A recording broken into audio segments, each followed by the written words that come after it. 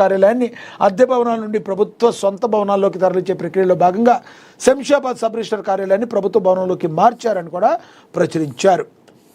ఇక కగార్లో తొలి మిస్సింగ్ కలహడి ఘాట్ల కొండల మధ్య సెప్టెంబర్ 11 నాడు పోలీసులతో జరిగిన ఎదురుకాల్పుల్లో ఆమె తన సహచరుడితో పాటు చుట్టువేతకు గురైంది. ఆ భీకర కాల్పుల్లో కేంద్ర కమిటీ సభ్యుడు కామ్రేడ్ మోడెం బాలకృష్ణ మనోజ్తో పాటు ప్రతిఘటనలో నేలకొరిగిన 10 మందిలో కామ్రేడ్ పాండు ఉన్నారు. ఆ కాల్పుల మధ్య గాయపడిన కౌశల్య తప్పుకుంది. ఆ సందర్భంగా తప్పుకున్న వారికి అదే ఆమె చివరి వీడ్కోలుగా మిగిలింది. వారు కన్నీటి జ్ఞాపకంగా అందిస్తున్న సమాచారమే ఇది. ఆమె కోసం మేము ఎంతగానో వెతికాం, కానీ ఆమె ఆచూకీ లేదు. అడవుల్లో ఆ కొండల మధ్య ఆ ప్రాంతానికి ఎంత 10 ఏళ్లుగా తనను అంకితం చేసుకున్న కామ్రేడ్ శాశ్వత చిరునామాగా ఆ పోరాటాల గడ్డ మిగిలిపోతుంది. అక్కడ సంచరించే ప్రతి ఒక్కరికి ఇక్కడే నేనున్నానంటూ శారద వారిని పలకరిస్తుంది, వారిని అలరిస్తుంది, ఓదారుస్తుంది, చింత తీరుస్తుంది అని కూడా ఒక ఆర్టికల్ అయితే రాయటం అయితే జరిగింది. ఇక మట్టిలో తొక్కిన నింగికి ఎగిసి పడతా అన్నమయ ఏజెన్లో స్ఫూర్తి మంత్రం, అన్నమాయ ఏజ్లో స్ఫూర్తి మంత్రం.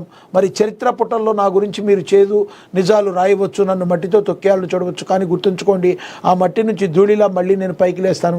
ఇవి కేవలం ఒక కవితలో పంక్తులు కావు, ప్రపంచవ్యాప్తంగా అణిచివేతకు గురవుతున్న ప్రతి గుండె వినిపించే ధిక్కార స్వరమని ప్రముఖ ఆఫ్రికన్ అమెరికన్ కవయిత్రి, పౌర హక్కుల కార్యకర్త మాయా ఏంజలో రాసిన ఐకానిక్ కవిత అని చెప్పి మరి రావడం అయితే జరిగింది. ఇక కాంగ్రెస్ పార్టీలోకి భారీగా చేరికలు. కంది శ్రీనివాసరెడ్డి సమక్షంలో చేరిన తాటిగూడ భుక్తాపూర్ వాసులు కండువాలు కప్పి పార్టీలోకి స్వాగతించారు. Adilabad Congress party assembly in charge Kandi Srinivasa Reddy municipal ఎన్నికల్లో గెలిపే లక్ష్యంగా వీరు ముందుకు వెళుతున్నారు. మరి కంది శ్రీనివాసరెడ్డి ఏవైతే కార్యక్రమాలు చేస్తున్నారో, ఇంతకాలంగా కూడా మరి కాంగ్రెస్ పార్టీ విజయం కోసం ఆయన ఎంత పరితపిస్తున్నారో అవన్నీ చూసినా అక్కడ ప్రజలు కావచ్చు, నాయకులు కావచ్చు, కార్యకర్తలు కావచ్చు, మరి కంది శ్రీనివాసరెడ్డి సమక్షంలో కాంగ్రెస్ పార్టీలోకి చేరుతున్నారు. రానున్న వచ్చే మున్సిపల్ ఎన్నికల్లో గెలిపే లక్ష్యంగా, విజయమే లక్ష్యంగా, కాంగ్రెస్ పార్టీ జెండా ఎగురవేయడమే లక్ష్యంగా ముందుకు కదులుతున్నారు. మున్సిపల్ ఎన్నికల్లో గెలిపే లక్ష్యంగా పనిచేద్దామని Adilabad Congress party assembly in charge Kandi Srinivasa Reddy పిలుపునిచ్చారు. శుక్రవారం పట్టణంలోని తన క్యాంపు కార్యాలయం ప్రజాసేవ భవన్లో జరిగిన చేరికల కార్యక్రమానికి ఆయన హాజరయ్యారు.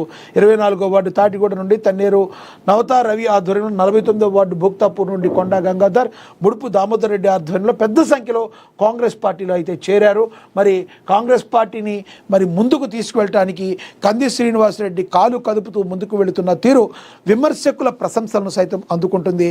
కాంగ్రెస్ పార్టీని మరి ఆదిలాబాద్లో ముందుకు తీసుకువెళ్తున్న ధైర్యం, ఆయన తెగువ చూసి అందరూ కూడా చాలా హ్యాపీగా ఫీల్ అవుతున్నారు. రానున్న రోజుల్లో కాంగ్రెస్ పార్టీకి మంచి పేరు రావాలని, మున్సిపాలిటీలో కాంగ్రెస్ అప్రతిహాస విజయంగా ముందుకు వెళ్ళాలని, కాంగ్రెస్ పార్టీకి మరి విజయాన్ని చేకూర్చడానికి కంది శ్రీనివాసరెడ్డి ముందుకు వెళుతున్నాం మనం గమనించవచ్చు.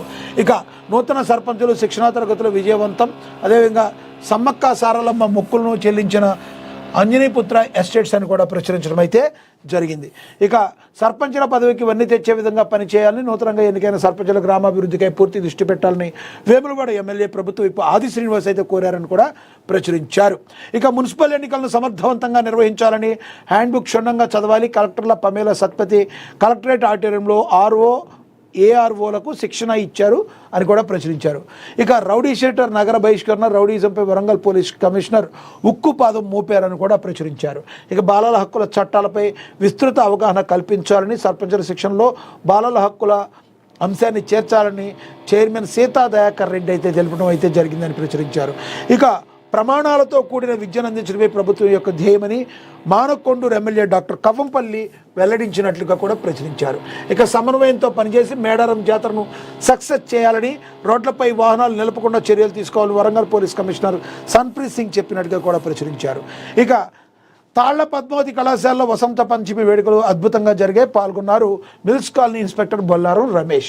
జనగామ అభివృద్ధికి ప్రభుత్వం కట్టుబడి ఉందని, జిల్లా అభివృద్ధికి కలెక్టర్ చూపుతున్న చొరవ అభినందనీయమని రాష్ట్ర మంత్రి సీతక్క తెలిపారు. పలు అభివృద్ధి పనులను ప్రారంభించారు మంత్రి మరి అనసూయ అలియాస్ సీతక్క. ఇక జన్పహాడ్ దర్గా ఉరుసులో పాల్గొన్నారు మంత్రి ఉత్తమ్ కుమార్. ఓటర్ నమోదు ప్రతి ఒక్కరి బాధ్యత అన్నారు. అదేవిధంగా ఘనంగా నారా లోకేష్ జన్మదిన వేడుకలు జరిగాయి. తెలుగుదేశం పార్టీ జాతీయ ప్రధాన కార్యదర్శి నారా లోకేష్ పుట్టినరోజు సందర్భంగా శుక్రవారం హుజూర్ నగర్ టీడీపీ నాయకులు పలు దేవాలయాల్లో ప్రత్యేక పూజలు చేపట్టారని కూడా ప్రచురించారు. ఇక 150 కోట్ల రూపాయలతో వ్యవసాయ కళాశాల, 50 కోట్ల రూపాయలతో కోదాడ జనరల్ నవోదయ విద్యాలయ నిర్మాణానికి శంకుస్థాపన జరిగింది. బట్టపల్లి శ్రీ లక్ష్మీ నరసింహస్వామి సతీ సమేతంగా దర్శించుకుని ప్రత్యేక పూజలు నిర్వహించారు. రాష్ట్ర గవర్నర్ జిష్ణుదేవ్ వర్మ అని కూడా ప్రచురించడం అయితే జరిగింది. అప్పుడు యాత్ర, ఇప్పుడు పాదయాత్ర. మమ్ముట్టి పాదయాత్ర చేసేందుకు రెడీ అయిపోయారు. స్వతహాగా తన మలయాళ హీరో అయినప్పటికీ కూడా తెలుగులోని బోరెడంత ఫాలోయింగ్ ఉంది. ఎప్పటికీ ఓటీటీలో డబ్బింగ్ చిత్రాల్లో రూపంలో అప్పుడప్పుడు పలకరిస్తూనే ఉంటారు. ఇప్పుడు పాదయాత్ర గురించి అనౌన్స్మెంట్ చేశారు. దివంగత ముఖ్యమంత్రి రాజశేఖర రెడ్డి జీవితం ఆధారంగా తీసిన యాత్ర సినిమాలో మమ్ముట్టి టైటిల్ రోల్ పోషించారు. వైఎస్ఆర్గా అద్భుతవంతంగా యాక్ట్ చేసి ఆకట్టున్నారు. రీసెంట్ టైంలో ఆయన అయితే తన నిర్మాణంలో కన్నూరు స్క్వాడ్ కలకలం రేపిన చిత్రంలో వావ్ అనిపించారు. కలంకావాళ్ చిత్రంలో అయితే మమ్మల్ని చంపేసే సైకో పాత్రలో అలరించారు. ఇప్పుడు తన నిర్మాణంలో పాదయాత్ర అనే మూవీని ప్రకటించారు. సాధారణంగా పాదయాత్ర అంటే రాజకీయ పరిభాషలో ఎక్కువగా ఉపయోగిస్తుంటారు. మరి మమ్ముట్టి ఇప్పుడు తీయబోయేది పొలిటికల్ సినిమా అయినా లేదంటే ఏదైనా డిఫరెంట్ కాన్సెప్ట్ ఉందా అనేది ఇంకా తెలియాల్సి ఉంది. ఏదేమైనా మమ్ముట్టి మరి మంచి విలక్షణ